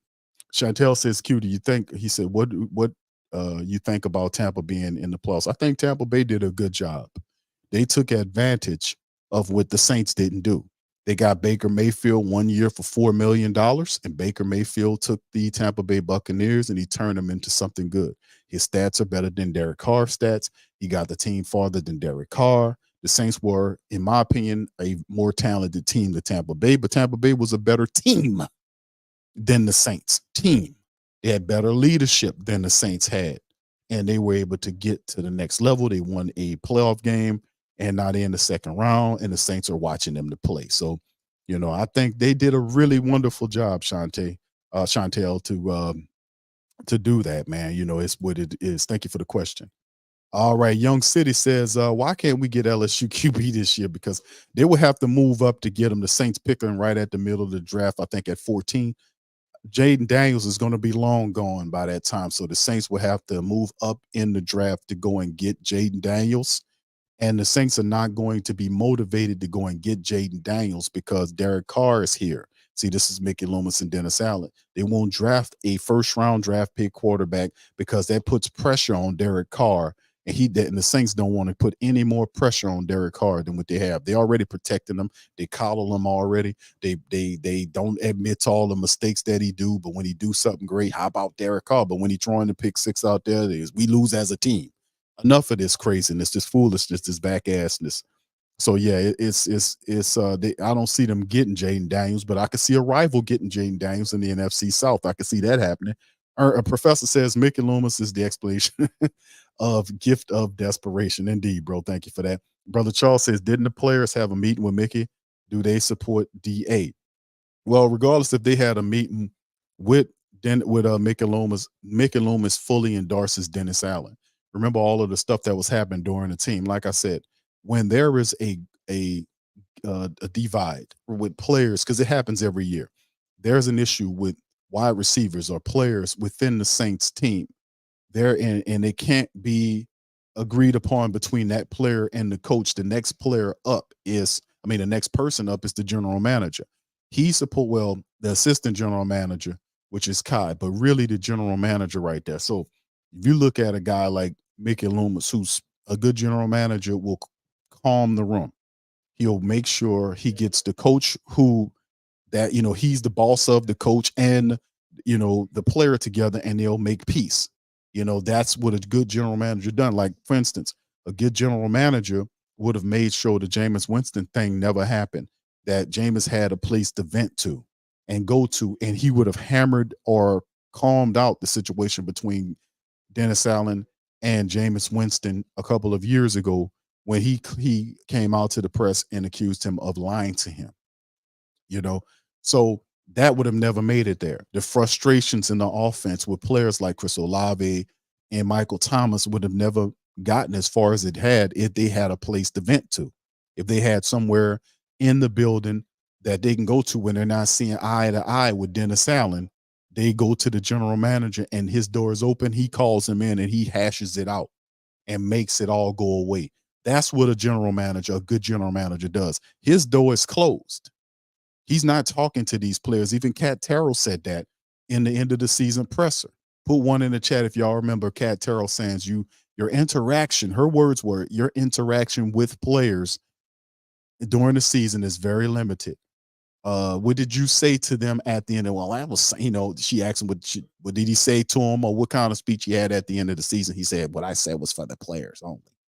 So you have limited interaction with the players during the season. I mean, they don't talk to him. He don't talk to them, which means his door's closed. You get me? It does Mickey Loomis look like a guy that's doing a lot of work. He ain't doing nothing. Kai Harley does most of that stuff. He just sits on his ass. He's not doing nothing. That's why he feel like he can do nothing for the next 10 years.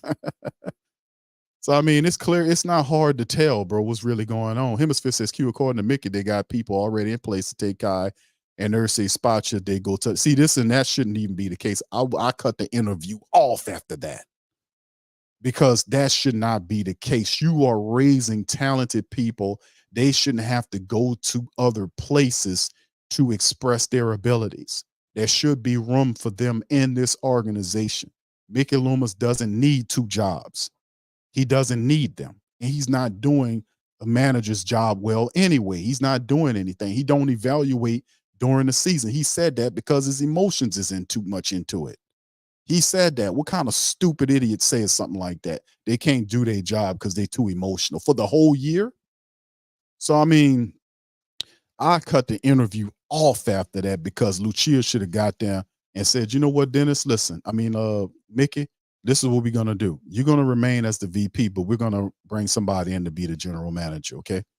All right, we're going you whatever VP jobs, you can keep doing it. The general manager jobs, we're going to bring Kai in. He's an assistant general manager. We promoted him last year. I think he did a really good job. He knows about the cap management.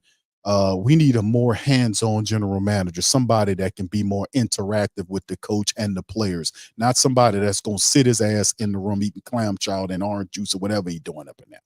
We don't need that. So, I mean, that's when I cut it off. Yeah, he says, all right, I remember him saying I cut it off. I did not like that, man, because that means that you're going to still have dumb decisions by this dinosaur over the next 10 years. And he's deciding when he goes. That should not be the case. See, that proves that he's comfortable. And he's a fat cat. That's why Dennis Lucia need to say, you know what, you talk, and Mickey Loomis talk about making it uncomfortable for other people. He never used the comfort word. I was saying that all damn season long. That let you know them people listening. We kept saying it the whole season. They too comfortable. And all of a sudden he got it in his vocabulary now that they too comfortable. And he was saying that they're too comfortable. No, we got to make it uncomfortable. That's right. We need to make it uncomfortable. And we start with Mickey Loomis. We need to make them understand that he does not need the general manager position. Keep the VP, get the general manager job up, and let him know that his ass is on the line too if he has bad decision making, and that he can be replaced too. You get what I'm saying? They all need to have that fear that makes them do their job. He's too comfortable, too complacent. How dare he talk about being uncomfortable and making it uncomfortable for everybody else when he's the main problem? He's the one that's too comfortable. He's the problem. Yeah, so that to me, that was ridiculous, man. Mickey said, Pelicans Nola says, Loomis says he never takes about Kyrie. And yeah, I remember saying that, man, and that's a shame. And that's what I was saying. He's the problem. And I was telling people at the time, you got Dennis Allen because of Mickey Loomis. You got Dennis Allen in year 2 because of Mickey Loomis. You got all these crazy decision makings, all the stuff behind Gruden because of Mickey Loomis, because he fosters all of this garbage and this trash. Nobody in the NFL wants nothing to do with John Gruden. They don't want to touch John Gruden. He's radioactive. Even college teams don't want John Gruden there. He wants to coach in the NFL. Nobody wants John Gruden. The Saints want him because Derek Carr wants him, so they entertain it. If he what guy with a brain would want with him suing the league? You just shut that down right away. But not them. Rock says, I may be a Panther fan. I support you. Shout out to you, Rock. Thank you, bro. Rock is the coolest Carolina Panther family member we got, man. He always represent. Looking forward to the end of the season roundtable, but good luck, big game, James and the Bucks. Yeah, indeed, bro. Shout out to big game. Everybody picked Brother James' team to finish. I think it was last, and he got the last laugh. So credit to Brother James, man. And that should be something that's coming up pretty soon, bro. We'll see. All right. Yeah, I know Tired Eyes saying Belichick. Yeah, either Belichick or John Gruden, regardless or not, bro. Credit to the Atlanta Falcons, man, because the Atlanta Falcons and the Carolina Panthers and even the Tampa Bay Buccaneers, they're doing what it takes to win. They got a bad coach out after stinking it up, and then they bring in a respected coach with a long history of winning into it. The game's one of the game's greatest head coach in the history of the NFL. They're interviewing him. Jim Harbaugh, who's special in his own right. They're looking at legend coaches that they're interviewing multiple times. And what the Saints doing, sitting with Dennis Allen. That is not a good thing for the Saints. It's a good thing for us, to be honest with you, because it'll help hasten getting Dennis Allen out of here. And we'll see what happens when he's sitting up here comparing Bill Belichick and Dennis Allen together when they got to go head to head in a hated rival situation over the next couple of years. I love to see how that plays. But in the end, this is the joke. This is a joke. This man is mentally unstable. That's why he needs to be taken off that job. He really does. All right. Yeah, I heard about that too, Sirianni. Yeah, that was the man just won a Super Bowl last year. He wasn't going nowhere, bro, unless he did something really awful. All right, so big ups to y'all. All right, any more questions, fam, before I get ready to get up out of here, man? I see a bunch of good statements. Jay Bello says Mickey doesn't need any job. Well, listen, he's such a nice man. That's what Gail says about Mickey Loomis, so I think his VP job would be safe. Now, outside of the general manager job, needs to be stripped of him, for real. We need that. And then what that'll do is that'll give Kai Hartley, the general manager, that'll create another assistant position, the assistant general manager, and we can have some fresh people. And what that do is that'll give Kai an opportunity to find his own head coach. And he can find a Brian Flores. He can find an established head coach or somebody else that can come in here with a winning record and make something shake. You know, like I said, I'm not mad at whatever. Atlanta's doing what they're supposed to do. They're doing what they're supposed to. They got rid of a bad, dumb coach, and they bring in a coach with a winning heritage. And really, they're just a quarterback away from really doing some positive stuff. They got a lot of talent over there. The quarterback position is something they need to get together, and they rumored. If they get a Bill Belichick, there's rumors out there. Kirk Cousins coming in. Kirk Cousins cooks the Saints. That'll be a bad mission right there. They can draft somebody. They got high enough position where they can get a Jaden Daniels or somebody like that. So I mean, it's definitely there. All right, Rock said if the Falcons get Harbaugh, Belichick, we're in trouble in the NFC South. Man, it could end up where, a lot of stuff can go on, because I don't exactly know what Carolina is got going. They're looking at some people too. They're looking at the guy from Detroit who's still playing right now. They want him to be there. That guy's going to be a good player. A good coach for the Carolina Panthers. But let me tell you, the Carolina Panthers and the Atlanta Falcons will be very competitive. And Tampa Bay are competitive. Now, a lot of people thought they'll fall off by Brady, but this is a playoff team. They're going to build on top of that. So the NFC South will look a lot different next year, and the Saints could very well be bottom feeders in this division because they are falling apart. It's something when you don't have a respected leader on top of the team, bro, for real. All right. Yeah. Oh, yeah, absolutely. All right. Chantel says, Q, Panthers going to get Jaden Daniels and the badass coach. They'll smoke the Saints with DA and broke down car. Yeah. I remember y'all remember that night, that awful nightmare I was telling y'all about happening in the NFC South. And I said that well before any of this happened. That's how crazy this is. Y'all just remember what I said. When I said, family, I just had this vision. And I called it a nightmare vision. I said, Jaden Daniels is going to go here. And I said, Bill Belichick did it. And that was before any of that was even announced in terms of what Belichick was going to do with New England, and all this other stuff. And I was like, man, out of all the jobs that's open, this was going to, and I had that and it just hit me. And then I just kicked it. I was like, man, this is ridiculous. I don't want to see this. And it was what it was. We'll see.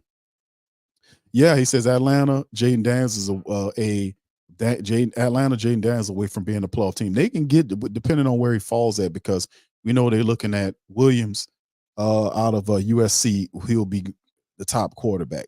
There is also rumors, and I don't know how true it is because you got to get the coach before you get anybody else.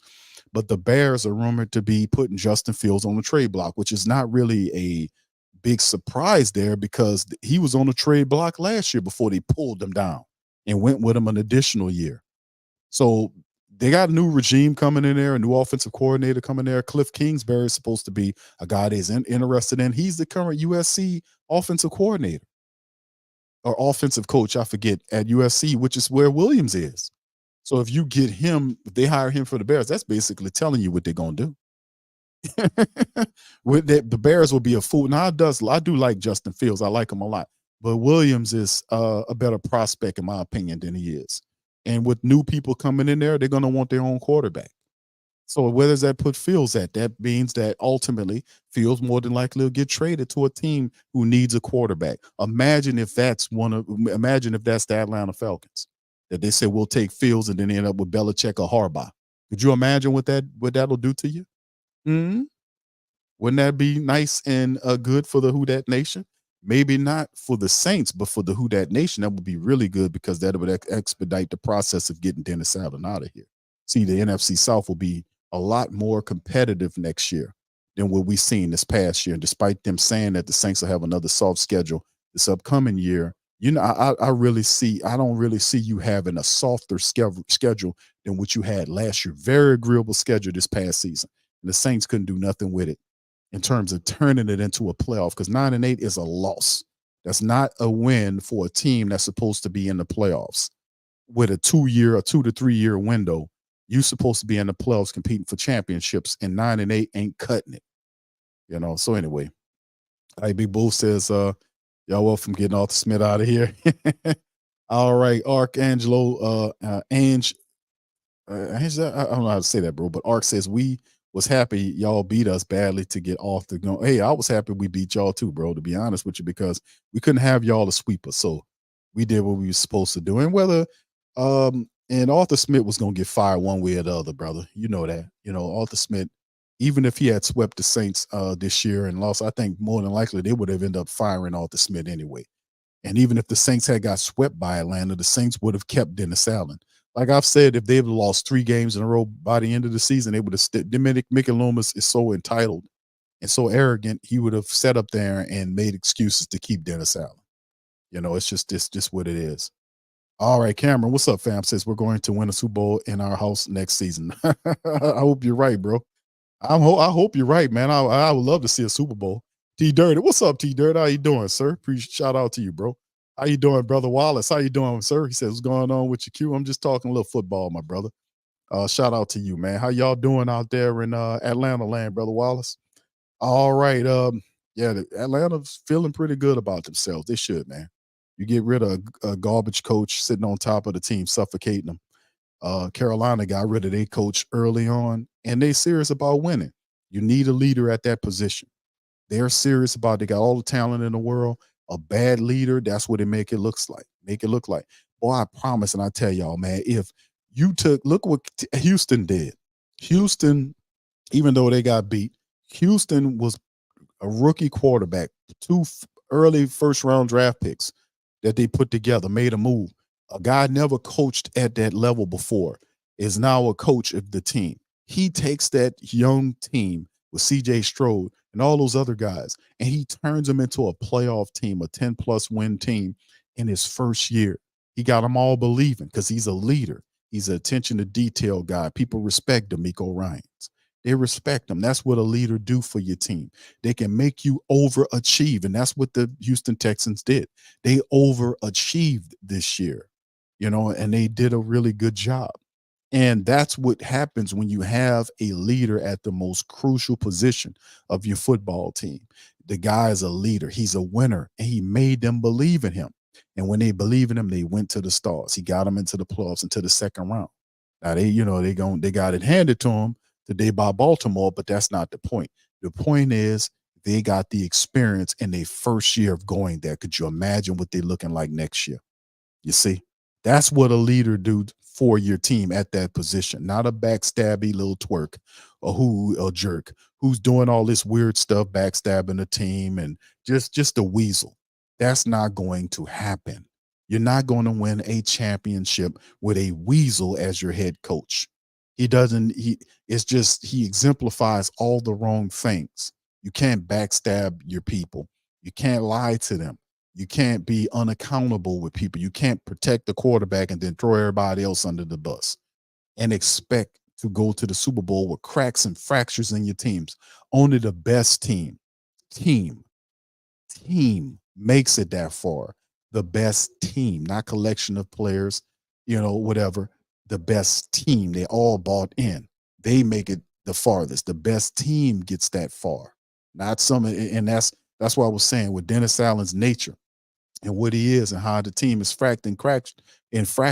Most of those guys don't believe in him. Most of those guys don't like him. And it happens in professional sports. You'll get a coach that you don't like, that you don't believe in, who's not a guy that done anything. He's a guy, to treats them one of the most popular people on your team's funny, stuff like that. He doesn't ingratiate himself to the team. It's just all wrong, all kind of ways wrong. And you ain't going to get that far. And I'm not being negative. I'm telling you stuff that's real. You think that guy on the screen going to beat Bill Belichick or beat a Jim Harbaugh or beat a Pete Carroll or any of these guys when it come down to it, a LaFleur from Green Bay who mopped them up? It's not going to happen because right when the team is supposed to win the games, they're supposed to win, they lose focus and they lose, like the Green Bay game. How you explain that collapse? The game against Minnesota where they didn't even have a starting quarterback, a wide receiver. Still lost that. Came off the bye, lost to the Falcons. So, I mean, in the end, that's what I'm saying. This will continue to happen because he don't know how to keep the team wrapped together. He don't know how to do it. And he's not trying to learn how to do it either. Some of these things that I be telling you about, he's not going to go to motivational, some tutorial or go to some place where he can learn how to be a better motivator. He's not going to go to leadership school where they can teach him how to be a better leader or how to motivate guys, how to communicate better. He's not going to do that. He's not going to commit himself to becoming a better head coach. He's not going to do that. He's not going to do it. So you'll be seeing the same dude the next year with a perceived better team, and you're going to get the same result. It's not about what's on the field. It's about how you manage what's on the field. And this guy doesn't manage the team very well. He doesn't. It's not hate, it's truth. It's just what it is. The results are clear. That until he learns how to be a better motivator, a better communicator, a better person that's accountable to in making his quarterback accountable, criticizing his quarterback when he throws pick sixes. Say, I talked to him, that's on him. He don't have no business throwing no pick six. You need to stop staring out, put him out there. I don't care if he get mad. It's the truth. You can't coddle these guys, and he got a soft if he got a soft skin, that he don't need to be the quarterback if he can't handle the stuff that he doing out there. That needs to be a thing. You don't coddle these guys. You don't coddle his wide receivers, but he'll coddle the piss out that quarterback. He'll protect them up and down and see that people don't like that, man. You think he'll learn to do that better? He won't learn to do that better. He's going to keep doing what he's been doing year after year. He don't even recognize that he's missing this stuff. And the cold-blooded part about it is not that Dennis Allen doesn't realize that. It's Mickey Loomis doesn't see it. He thinks he's a great coach, lacking all that stuff I just said. The dude is insane, which means that's why he needs to go too. Because you're supposed to be a general manager. You're supposed to see that kind of stuff. Even me talking about it, I know what it takes to be a good coach. I've seen it. I see who great coaches is. I see what they have. And this guy don't have what they have. That's why we have losses. That's why we have failure. That's why we have 3 straight years of 9 playoff football, because he doesn't have those things. He don't even realize he doesn't have them. Don't care to want to know and don't care to want to fix them. And then Mickey Loomis sits up there and calls him great and compares him to Tom Landry because Mickey Loomis is crazy and back ass and out of his mind and comfortable and a fat cat. So, I mean, in the end, I calls it as I sees it, baby. They don't like it, but do something about it. Do something about it. All right, anyway, shout out to the fam, man. Listen, man, like I said, this is not going to be these upcoming weeks and days getting into the next season that's coming, family. Listen, don't y'all dare Don't y'all dare look down and say, oh, these are dark times in the Who Dat Nation. No, they ain't. Bad English and all. No, they ain't. This is not dark days for the Saints, because in every life, some rain must fall before the harvest, baby. Let me tell you something. I ain't let Reverend Saint talk to y'all in a while, baby. But I think a lot of people out there, they need a sermon from Reverend Saint soon, baby. He gonna come and talk to all y'all. But in every life, rain must fall, baby. In every life, some rain must fall, baby. But that's how you reap the harvest. Baby, let me tell you something. See, I got to talk to y'all tonight. But I ain't got a lot. I ain't got long to talk to y'all tonight, baby. But let me tell you something. In every life, rain must fall, baby. Baby, did you hear that? Did you get that? In every life, some rain must fall, baby. Let me tell you something, baby. Baby, at the end of the day, baby, I'm telling you what I'm telling you, baby. Baby, it's truth talk now, baby. In all life, some rain must fall, baby. Baby, that's how you get the harvest, baby. How you gonna get the harvest if it ain't got the rain and came and drenched the ground, baby, and provide nourishment for the soul, baby? How you gonna get the food up out the ground, baby? Baby, let me talk to you. So listen, baby. Baby, don't you dare, baby. Don't you get down on yourself, baby. Baby, we gonna be all right. All right, thank you, Reverend Saint. Reverend Saint had to talk to the family members right quick. Appreciate you, Rev. All right, that felt pretty good. Old Reverend Saint came by for a quick word. We ain't heard from him in a couple of whiles, man. All right. All right. All right, so anyway, man, let me get on up out of here, man. Listen, I appreciate y'all for chiming in, man. Y'all feel free to hit the like button, man. Y'all hit the subscribe button, man. Yeah, I know Jerry said we needed to hear that one. OG wanted to hear from that one. All right. Yeah, Chantel, I got you. Said, don't forget, Big Q, no negative noise. That's Mickey's. We got a bunch of Mickeys, man. A bunch of Mickeys throughout the year. I'm gonna have to put a collage together of all the stupid things that Mickey Loomis said. We'll put a collage together for all the stupid things Mickey said during the 2023-24 season. How about that? I'm gonna have to work on that. I'm gonna have that ready for y'all sometime next week. A collage of all the dumb things that Mickey Loomis said. Man, that should fill up a stream, right?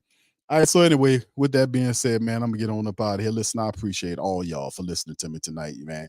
Y'all hit the like button, hit the subscribe button. By all means, feel free to share the show on your social media feed. We up in this thing, man. Listen, don't get down, man.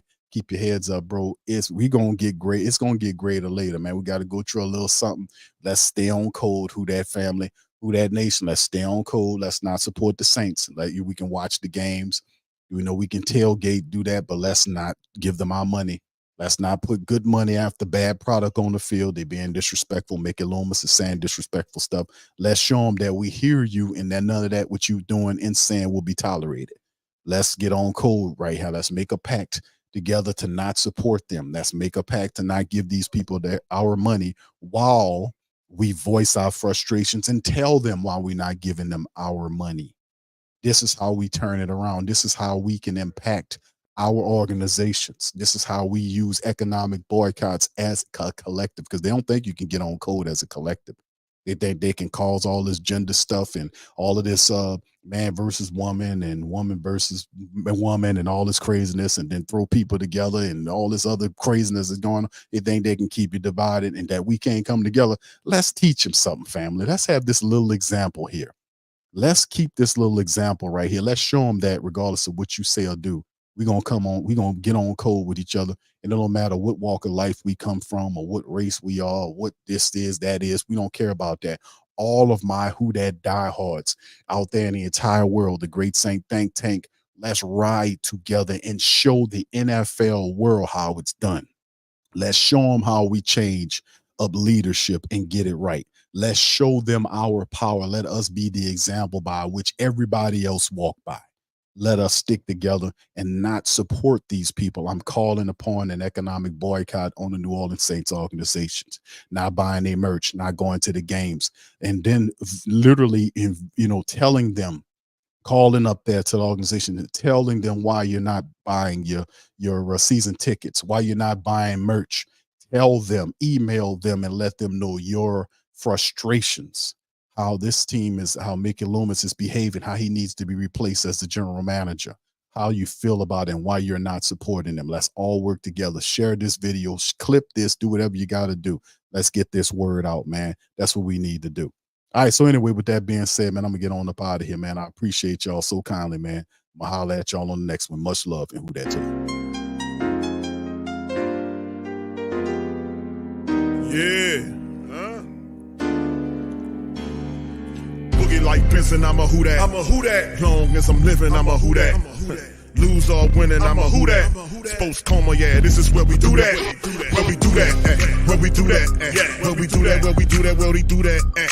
Boogie like Benson, I'm a who that. I'm a who that. Sports Coma, this is where we do that. Where we do that. Welcome, welcome, welcome.